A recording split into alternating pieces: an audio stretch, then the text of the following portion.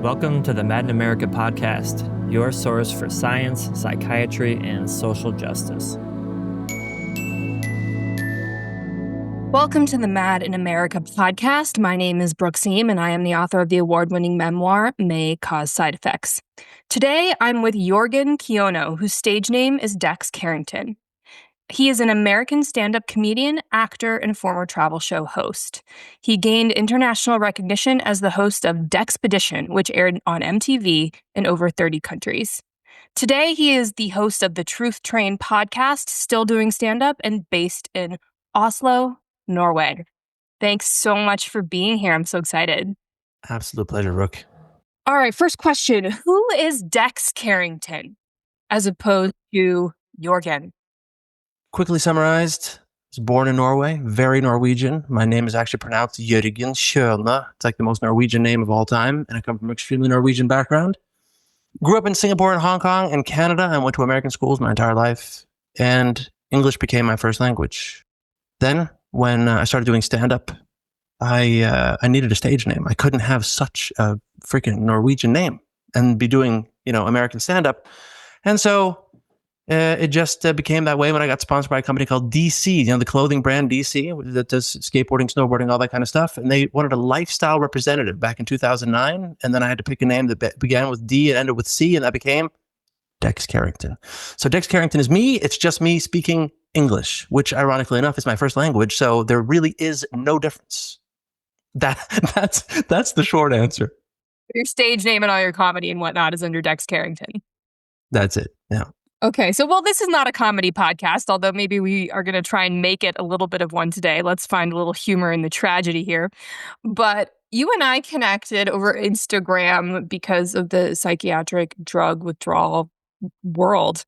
And you have had a very common experience with this in a lot of ways. So if you could walk us through a little bit through your psychiatric drug history, and then we'll go from there.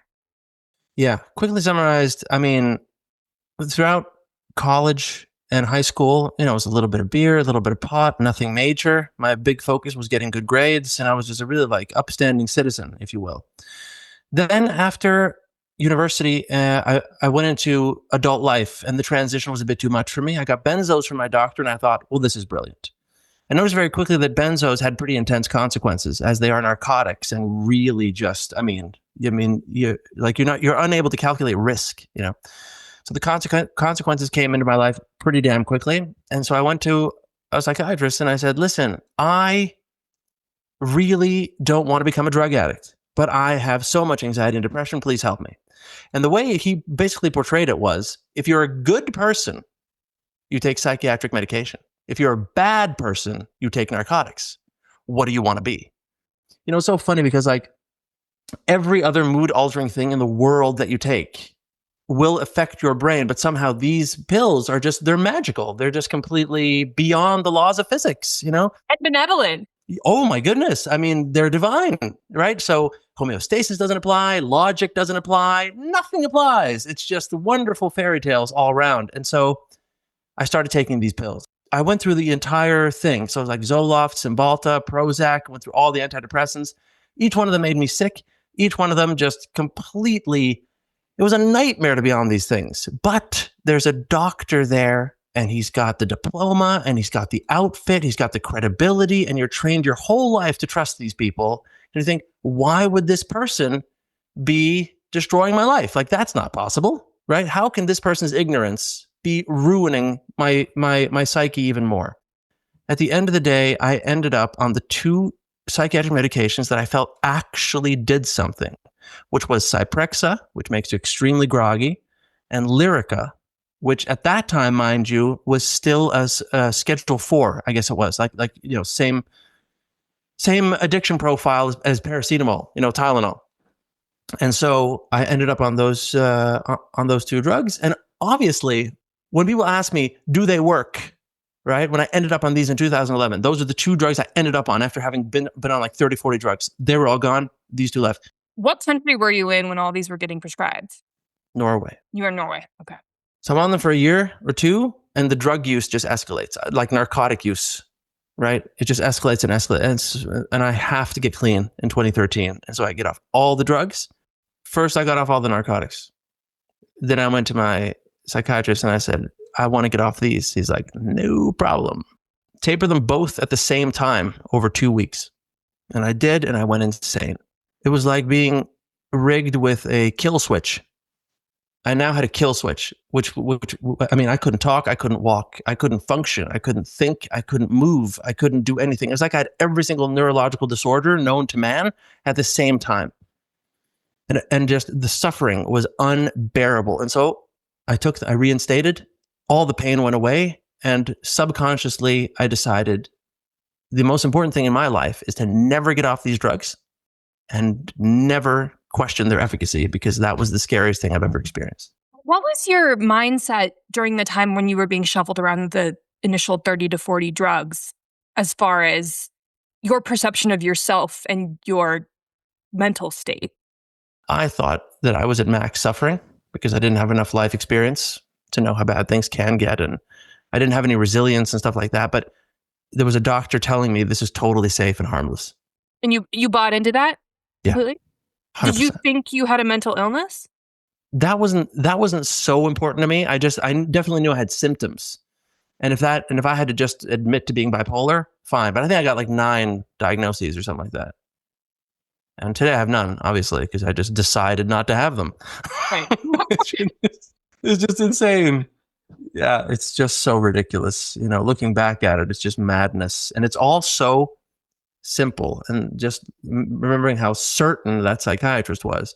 To be as certain as he was, you have to have very little information, to put it that way. Were you with the same psychiatrist the whole time? Yeah, I was, there's a like socialist healthcare here, right? And they were just terrible. I went to a private psychiatrist because I really wanted, the drugs, because I thought people way smarter than us have figured this out. There are geniuses sitting in Geneva, with beakers and all kinds of crazy experimental stuff. And they have, lab coats on. They're very smart and we can just trust them. And modern science, blah, blah, blah. Yeah, modern science. Going to save us all. It's doing so well. Yeah, no, it's insane to think back on how naive I was, and that's the major lesson. But at the same time, if someone had told me, I wouldn't have been able to grasp how bad it could be. There's no reference points for the amount of suffering that these pills cause, But anyway, just to quickly summarize my story. So I officially went on those 2 drugs in 2011. I tried to get off them in 2013. Terrifying. Tried again, even slower. And, I tried to taper the stuff over like 3 months. Still, I couldn't handle it. So I thoroughly gave up. And because I gave up on getting off those drugs, there's no point in being clean. Because, how can you call yourself clean when you're taking Lyrica morning and night and Zyprexa? And if you don't take them, you die. Anyway, so finally my life gets so out of hand. I'm on cocaine and OxyContin. I'm on Adderall. I got tons and tons of benzos and just powders and, like everything from like testosterone injections, you name it. I'm falling apart. And then there was an intervention. I go to rehab in 2019. And first thing that happens at rehab is they take me off all the narcotics, or they taper me on methadone for 10 days. But then I go in to see the psychiatrist there. And he's like, oh, you've been on those meds for 8 years? Oh, we'll just quit them cold turkey. Oh, man, the fear. And I was in Thailand for rehab, And at that point, keep in mind, when I was on these drugs, the only important thing in my life was to stay on these drugs, never tamper with these drugs. I was so scared of those drugs. I've often said it's hard to get off narcotics because you love them so much, but it's hard to get off psychiatric drugs because you fear them so much. If you've ever tried to reduce the dose and really felt that impact, oh my God. I've had death threats in my life, and I had to live at a secret address for 4 years. I've had people I've known who've died. I've had the love of my life leave me. I had my dog stolen from me. I've been suicidal, blah, blah, blah, blah, blah, blah, blah, blah. It's all nothing. It's all nothing. I'd rather have that all day long, my whole life, and it'd be a luxury situation compared to 1 minute in psychiatric drug withdrawal. Anyway, so I get clean and sober. I go into the rooms. Things are, everyone's telling me everything's gonna be great now that you're sober. I get sicker and sicker and sicker and sicker and sicker. I got 9 months clean. I've never been more sick. I'm sleeping 18 hours a day. Okay. And I can't function. Like I can't think. I can't do anything. I'm morbidly obese, basically. Like I am a human vegetable. I never thought a little pill could do so much damage. So I'm so desperate. My girlfriend at the time, she finds a page called Lyrica Survivors on Facebook. And then the tapering began. And it was 2.5 years of tapering, and now I'm almost 3 years off. Yeah, let's talk about that because you've been off these drugs for 3 years. And so we initially connected, I think, over the isolation and the loneliness over that feeling, right? I mean, before we get into that, actually, where are you at just from a symptomology standpoint right now, from a withdrawal standpoint? I have over 4 years off Lyrica. All right. And then I took a 6-month break. Then I did the Zyprexa taper. So the thing with, and this is really important for me to communicate, because like I said, I would have given everything I own in the world to hear this when I was in Lyrica withdrawal. The fear disappears. That debilitating, your amygdala's on fire. I mean, fear is not even the right word. I mean, it's terror, it's horror. There are no human words. There really are no human words. Like, it's such a bad feeling. All that dissipates. Everything gets better. The fear from Lyrica withdrawal goes away. That is like the most important message on planet Earth. Just 2 years ago, I had about 10,000 symptoms. And now I have about 10. But your brain doesn't spend a lot of time thinking about symptoms that aren't there anymore. It's just preoccupied with the ones that are there. And there's sort of always one that's the star. And also some digestive stuff and, the basics. But now I can talk. I mean, I couldn't talk for 2 years going off Lyrica and stuff like that. So, so again, my main message to the world, just to simplify this whole thing, it just keeps improving.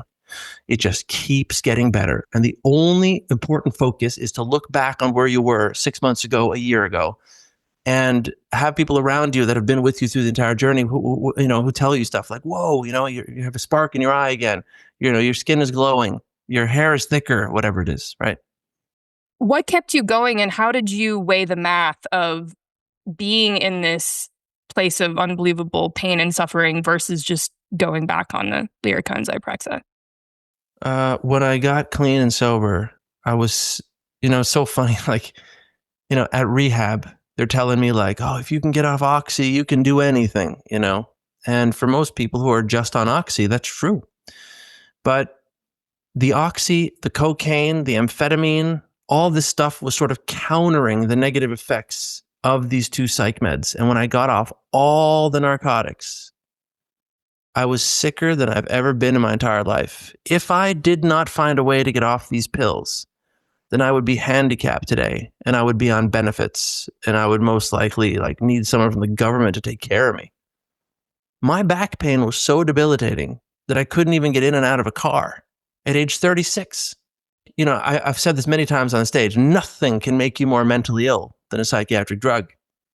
But at the same time, because you're affecting the nervous system, the amount of pain you can create. And I remember I was doing another talk about a year ago in March, and there was a nurse there, and she said, how can you say that Lyrica causes pain?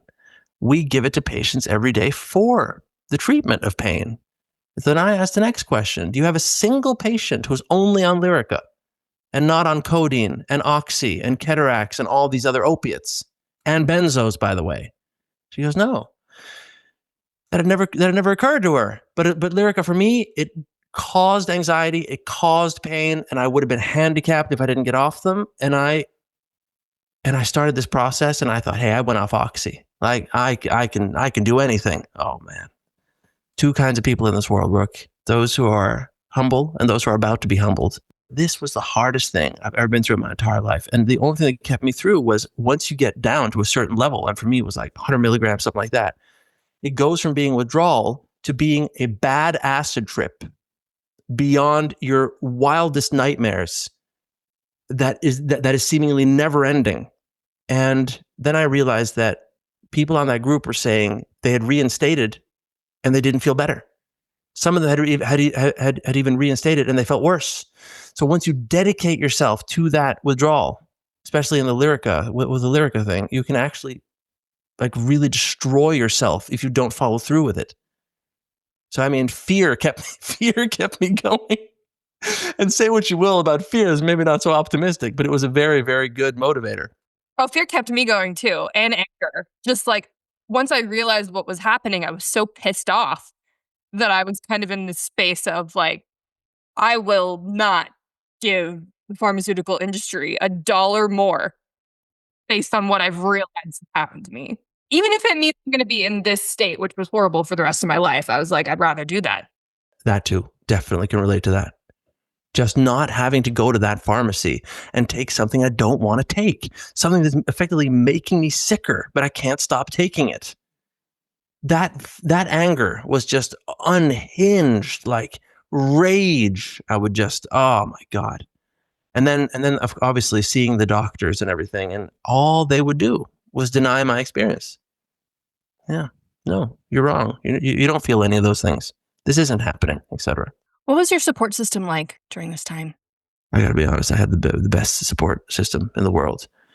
I had my parents and COVID. So everything was shut down, right? So everyone was working from home, everyone in my family. And then I had a girlfriend at the time who was just obsessed with getting me off these drugs. She was basically like my personal nurse. And look, I don't like labels, just like most of us don't like labels, right? But what is interesting is that she was just thriving in that relationship when I was like dying of symptoms. And then when I started to get well, about 1.5 years off, she left. Just that, the second I set some boundaries, so to speak, So, I don't want to use the word codependency or anything, but I mean, there's just, but at the end of the day, I'm so grateful. I wouldn't be alive today if it weren't for her, to be quite honest. Yeah. Okay. So now let's get back into the, you said something before we got on the call, which is just the unacceptable amount of doom and gloom in this space. And that's something that I've really struggled with too. And it goes in so many directions because on the one hand, like, I think for me, a reason why I was so successful in making it through withdrawal, even though it was horrible and lasted a few years, was because I had no idea what was going on. I was just in this state of ignorance thinking, I didn't realize it was withdrawal half the time. I thought it was just me. I was trying to learn life skills. I was just trying to navigate this by myself. I didn't have anyone in my ear or on social media talking about all these withdrawal symptoms that I didn't have, that maybe I could incept myself with. So I end up in this very tricky place now where it's like, okay, what happened to me was avoidable, at least to an extent.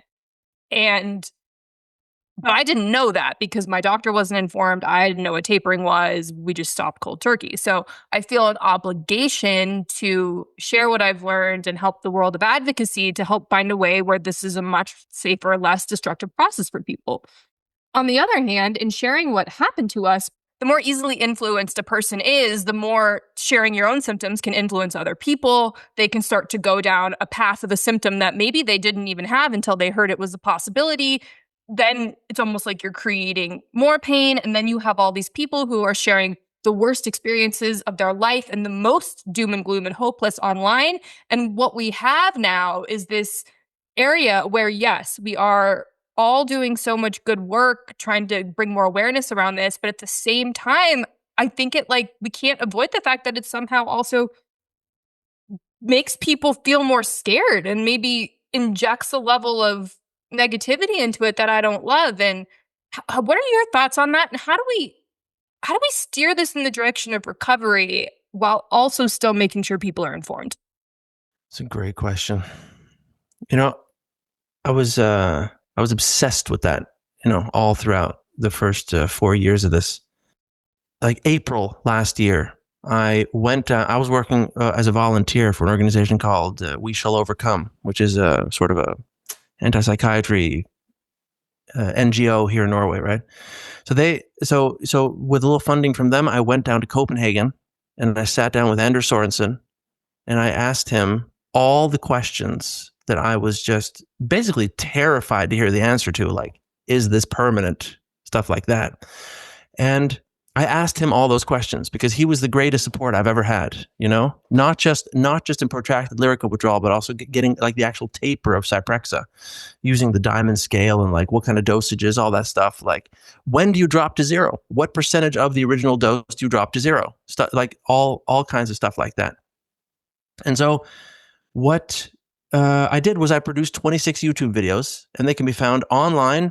There's an article on Mad in America that features them, which is basically just my story, and then they're there. But on YouTube, Anders Sorensen, and it's just all the most commonly asked questions that people have through psychiatric drug withdrawal. Now, the thing is, I needed to be treated like a terrified 5-year-old child experiencing something for the first time, like being on a roller coaster or something. Okay, you can't have a terrified 5-year-old on a roller coaster and be like, "We could die," you know what I mean? It's like trauma for life. You know what I mean? So you have to be stroking them on the head, like it's gonna be fine. It's another 2 minutes and it's over. It's all gonna be fine. And I really needed that. Like, is this symptom normal? Is that symptom normal? You know what I mean? I would have the symptoms of a heart attack for 2 weeks straight, for like just uninterrupted heart attack symptoms, right? And then you go, "Oh my God, should I go to the hospital? Wait a minute, they did this to me." So what the hell do you do? And I just needed someone there to say, it's going to be fine. It's going to be fine. And what my girlfriend at the time would do is she would read off the Lyrica survivors Facebook page, and she would filter it all for me. She would filter out all the crazy people. And it was just very nice. So all these videos are set up in a very nice, kind, mild tone that acknowledges your mental state in withdrawal. To put it this way, you need a professional sort of empathy for what you're going through. And all these videos have that. So I would urge everyone to check those out. I made them to help people. This is the kind of stuff I would really have died for or killed for during my actual taper. It is so valuable because Anders Sorensen is so good at it. But, it's crazy. But like, because you go to the doctor and you say, I have this problem, I have that problem, I feel broken. And if you go to a doctor with this stuff, they're just like, not only do they deny your entire experience, but you are the enemy, right? You are now the enemy of the entire establishment. And when you get treated that way, human beings, I think, have a really intense need to just be understood and to be able to have someone say like, "Oh, that sounds terrible," And so unfortunately, that means people go online, and that's where they want to be seen, where they want to be heard, and they want to be acknowledged for their suffering. And so in a misguided attempt to, speak out or help people or whatever the hell you want to call it, what you're doing is you're presenting horror stories. And obviously a lot of those stories haven't run their course either, So I remember on Surviving Antidepressants, there was this one story about someone who it was a Zyprexa taper success story, 30 milligrams on Zyprexa for 20 years. And they had tapered it in 6 weeks and started 5 new drugs. And they were 4 weeks off that 6-week taper. And that was a success story, right? And it's like you say, right? Like the last thing you need to hear is words like permanent or words like, damage, or just like, this is a nightmare, right? So really find people you can trust and just try to communicate that like you are at the fear level. Can I just summarize with one thing that I think is so wild? These people go on stage at like business summits and stuff like this, right? And they go like, so they want to like motivate a sales force, and they say like, I crossed the North Pole on skis, and all they talk about is like their mental game, right? You got to be this, you got to have tenacity, you got to have resilience, you got to do this, like no fear, no that. Same people who climb Mount Everest, same deal, like, oh, never give up, believe in yourself, you know what I mean? You got to do this, you got to have this mental state. When you're going off a psychiatric drug, every single mental capacity that enables you to do hard things is stripped away from you. So now, not only are you a person with no resilience whatsoever, you're like a newborn, basically, plunged into the hardest thing a person could ever do. So it's like getting halfway up Mount Everest, and then suddenly your body and brain don't work. And it's like, good luck, So it really is so important to just choose where you get your information from. Your Instagram channel has that empathetic voice people need. The Lovely Grind with Michael Preby, his YouTube channel, definitely has that empathy people need. And Laura Delano, and Inner Compass, obviously, just so that's out there. You mentioned the word spiritual a couple minutes ago. What have you taken from this from a more spiritual perspective? And I remember I was talking to my sponsor in the recovery programs, and I said, what do you think prolonged suffering, what is the number, like, if it changes people for the better? Because it doesn't always necessarily. People can just double down on their delusions, you know what I mean? And I said, if they become better people as a result of it, what do you think is the one defining factor? And he said, humility. And so all the other things I mentioned there are sort of based in this humility. And I guess the opposite of humility would be like certainty. Like, I know for sure this is this way. So the thing is, like, I don't know anything for sure anymore. Everything is fluid, you know?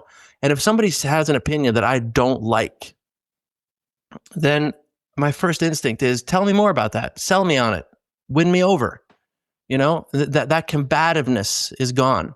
I'm not interested in fighting for any ideas. I'm also not so interested in talking about myself that much. I just really want to know what other people think. There's a curiousness there.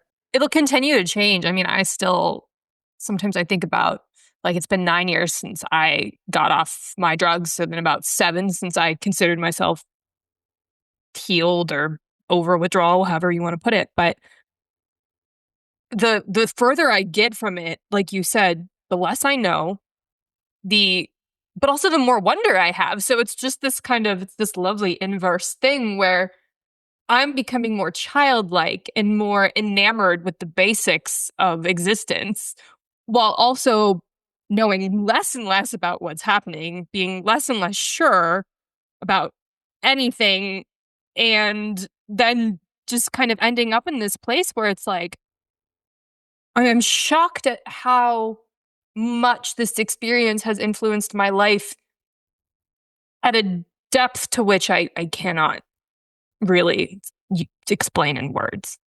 When my girlfriend of 7 years, who I spent every single day with for 7 years, she was my best friend in the world, Brooke. And she left and took the dog and like packed out the apartment, and I didn't hear from her ever again. The only thing I thought was, at least it's not psychiatric drug withdrawal. And to be quite honest, like, that's been happening again and again and again, where I have this insane reference point. Like, all these people want to experience something like beyond themselves. Like, oh, I want to go to Thailand. I want to go to Dubai, like my bucket list. And boo, I want to do this and go to that party. And I want to get married. I don't care about any of that. Just give me some sort of like serenity that is the opposite of psychiatric drug withdrawal. And I can just sit in a room and stare at a wall, you know? And just like taking a small walk is like, wow. I remember, you know, like, I'll go to a grocery store and be like, imagine that. We can just buy this for money. Other people do it. You know, it's just ridiculous. Absolutely. And it's like, I think it goes hand in hand with just the kind of the spirituality of it all. And, you know, I sort of wish I like the word spirituality. I don't like the word religion. I don't particularly like the word God, just because it creates so many very specific connotations. But I don't know, maybe the word wonder is better. It's just this level of like weirdness. I mean, being a human is so weird. Everything we're doing is so strange. Like, all that stuff for me has been coming really intensely over about the past year or so.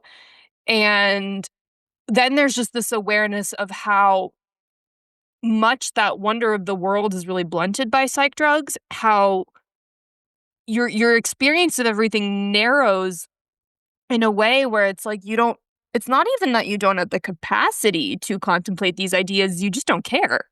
The thing you mentioned about working in a kitchen and how you would burn yourself and it was less sensitive on the antidepressant. That's crazy. That's crazy. The physical things I used to do to myself were insane. I haven't even gone fully public about some of the things I've done, just because it's not like nobody wants to listen. You know, we don't need to trauma porn this, but it was so easy to hurt myself physically and not care about my physical body because I didn't feel pain. Do you think it's the actual withdrawal experience, or is it returning to baseline with that childlike wonder and all that stuff? I think it's a little of column A, a little of column B. You know, I was an extremely sensitive kid, like very, you know, I was having little allergic reactions to everything, very emotional, always wanted to be moving, just very reactive, but also just sensitive. And then the drugs for me, they definitely really dampened all of that. So then I became stoic and tough and all these things. And you're also kind of rewarded for that in society. So I think it was not only did I recognize that I could be rewarded for that, so I would do it more, but also the drugs allowed me to go deeper into the pain cave and be tough and pretend I didn't care about anything. I thought it was cool, But then I think when I went into withdrawal, it's like, I always describe it as it kind of felt like you were standing in the cold and you get into a really hot tub too quickly. It's just like, you have no time to adjust to the heat of the hot tub. So you just feel like, oh my gosh, this is unbearable, right? And I think being faced with some sudden change sort of encodes it into your body to where you remember it. And then it's like your baseline and your depth of experience expands. So now you have a bigger container to play in. That's kind of how it feels like to me, where yes, I think I did return to baseline in the sense that I've always been extremely sensitive. And also I think I pushed the edges of that sensitivity out by so quickly blowing it open and coming off cold turkey from Effexor. See, you know what I think is really crazy? There's, first of all, the stuff you're doing with just like, I'm not a doctor t-shirt and just going for it. I mean, that's my big dream. But like, to be quite honest, I have the experiences I've had with like all kinds of nurses contacting me going like, you're dangerous. You can't tell people not to take the pills and stuff like that. Like it's so overwhelming. It's terrifying, So like your bravery is on a whole other level that I really respect. But what's so weird is people come to me and then they say, I want to get off this and this drug. And I read your article or I saw your thing or whatever. And then 90 to 95% of them don't have the ability to stop believing the doctor. So they'll ask me, what should I do? I'll explain the hyperbolic curves and, all the stuff. And then they'll come back the next day and go, yeah, well, my doctor said the opposite. So I'm on a new drug, And at the end of the day, I feel that it's so lonely to be in this place where you see that the world is not what you thought it was. But at the same time, there's something about like, imagine the horror of still being stuck in that place where you keep trusting the doctors to the bitter end, that must be worse. And so, I just noticed that I'm trying to find the gratitude in absolutely everything. But a lot of this, like, I think the number one lesson from the whole thing has been like, you question authority and you question things that are sort of like established facts, right? There's a friend of mine and his kid is 7 years old and his ex-wife is a psychiatric nurse. She insisted that the kid had ADHD, so he took him into a psychiatrist. My friend, I gave him all the literature he needed to disprove the whole ADHD and amphetamine hypothesis. And he was just ruthless. He was like, no. And he was giving them all the counter arguments, right? So at one point they said the following, you know what we'll do? We'll put that ADHD diagnosis on hold. And then we'll come back to it in 6 months. Now imagine going to an oncologist and he goes, yep, stage 4 cancer. You go, you know what? I don't want it. He's like, no problem. We'll put that diagnosis on hold for about a year and we'll get back to it later. It's too absurd, bro. It's crazy. And so now I question absolutely everything, right? All the established facts, that we have. If somebody says to me, the earth is flat, it's not like I'm naively jumping into the idea, but I'm open to it. Sell me on it. Sell me on why the earth is flat. No one has yet, but I'm just saying I'm open to it. You see what I'm saying?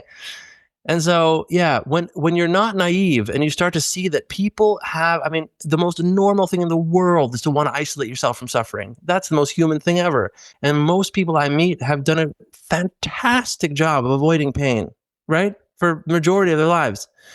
And people can only meet you as deeply as they met themselves. But I feel that pain and suffering sort of like, it just rips away your illusions. And, when I was younger, I had all these luxury beliefs, As an example, like, if I ever have to like amputate my arm, I'd kill myself. Like, just as an example, right? But when you get in that situation, right, we're wired to survive. We're wired for different things. And only like hardship will take away your illusions and really bring out the real you. So on the one hand, I'm extremely lonely talking to people who seemingly haven't experienced much. But at the same time, I'm really grateful that I'm not where I used to be with that, Can you relate? Oh, yeah, for sure. In my experience, psych drug withdrawal forced me to find that line between what money could fix, what it couldn't fix, what I could fix, what I couldn't fix, and how I was going to react to everyone. And when I started getting deep, deep, deep into the realization that doing what was really best for me, and I don't mean that in a selfish way, like I'm going to be, take from the world. I mean like what my soul needed. That is when I started to turn the corner in recovery. And it wasn't a fun process. It was a lot of crying. It was a lot of vulnerability. It was a lot of saying things that I had thought and felt to a counselor that I was terrified to say out loud because I felt so much shame over that experience. It was walking into that fire and then watching how it became easier and easier and easier to turn away from the garbage the more I just put that crap down. And through that, now, seven or so years later, it's so easy for me to identify the garbage in the world and to just say, nope, we're turning the other way. And as a result, the United States, you talk to 90% of people and they're just going to say the world is on fire and, go into political stuff and everything's going to hell. And I'm just like, that is not my experience at all. Like, I'm having a great time. And my life is really beautiful. And it's not because I'm making millions of dollars. It's because I'm choosing what information I want to consume. I'm choosing how I want to surround myself with people and things and experiences. And I am following that teeny little feeling in me that if I start turning towards the garbage, I notice it early and I'm like, nope, that's not it. Go back. The more I do that, the better things get. And I couldn't have learned that without having to be in this place in psych drug withdrawal where the spotlight was on that experience. And the only way I was going to get through it was to give up my preconceived notions of what life was supposed to be and who I was supposed to be and what I was supposed to do. And to keep turning towards that thing that felt like curiosity and relief and expansion. That's awesome. What you're saying there is so insane because of the stages involved. First is the technicalities of dropping the doses, right? And then a lot of the stuff you talk about is just like, well, let's just start at the very beginning. First, you have to realize that the drugs are the problem, right? Realize the drugs get so many stages. But when you come out the other side and the withdrawals start to subside, like where I'm at now, that is when, the real stuff begins. And that's what you're talking about there. Well, reinventing yourself, right? Because it's over a decade of my life where I was doing stuff as a person that wasn't me. My soul wasn't present in it, kind of thing. So for me, that still has some symptoms after, remember, 2 drugs, right? And almost 3 years off, June 19th. It's really inspiring to hear you talk about this stuff, because it's so important for people who get out on the other side to sort of go back into the mess just long enough to just go like, hey, it all gets better, and it really does work out. And I honestly thought, like, with some of these drugs that because the timelines are just inhumane, right? I mean, nothing on earth has this kind of timeline for withdrawal. And so when people understand that, like, I remember talking to Cooper Davies, right? Inner Compass guy, called him a year off both. And I was like, oh my God, I feel terrible. What, am I broken? And he just calmly went, a year off is nothing. And then I thought, oh my God, you can't tell me that. That's so demotivating. But it isn't. It's reassuring, because that way this is not you. It'll just keep improving. And the fact that you're 9 years off, it's way more inspiring that you're 9 years off than seeing a guy in one of my, recovery meetings who's 30 years clean. You know what I mean? Because this is the real stuff. I don't even think of myself as an addict. I think of myself as a psychiatric drug survivor, where it's just a given that I'll never take anything again to affect my central nervous system. All right. So we just have a few more minutes, but I have one more question. So based on everything we just talked about, who is Jørgen Kjønø? Well, the thing is, like, I just remember when I was a kid, I was like a I was so responsible and I was so reliable and I was so rigid in everything I did. I did everything perfectly. I got straight A's in school. Everything was super organized and everything. And I remember when I was 15, 16 years old and I took my first beer, I felt like, I get relief from myself, from my neuroses. Anyway, slowly but surely, my life spiraled out of control, obviously, with drugs, alcohol, and like psych drugs and everything. And then, you kind of have to lose yourself to find yourself, not that that's cliche at all. But now that I'm back, then I can integrate sort of the wildness of that life I had with the best parts of my neuroses. I'm able to get the best out of my neuroses, Brooke. That's who Jørgen is. He utilizes a neuroses for what it's worth. To really squeeze the juice out of it. Because so I used to be a perfectionist to the point where I was an intolerable person to be around. I love cooking, as an example. No one could be in the kitchen with me because I was just like, you got to do it this way. But now it's just way more balanced and well-rounded and stuff like that, because nothing is as important as we think it is. And it's funny that the average person has 10,000 dreams, but a sick person only has one. And I was sick for so long that that one thing just resonates with me still. I just don't want to be, as long as I'm not in psychiatric drug withdrawal, I'm just like the most grateful, humble person around. What a humble thing to say. I'm so humble, Brooke. Anyway, but I hope you get the general idea of what I'm trying to say.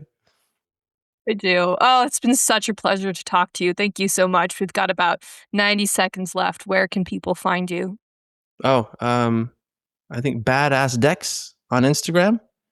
But I really urge people to go to YouTube and look up Anders Sorensen, and where he's got a bunch of 26 videos, the most commonly asked questions in tapering. Check out Brooksium and also check out Michael Priebe. And these are the empathetic sources you need for your withdrawal resource boost. Well, thank you so much, Dex. I feel like this is not going to be the last time we talk, but thank you so much for doing this. Absolute pleasure, Brooke. Thank you for listening to the Mad in America podcast. For more news, views, and updates, visit madinamerica.com.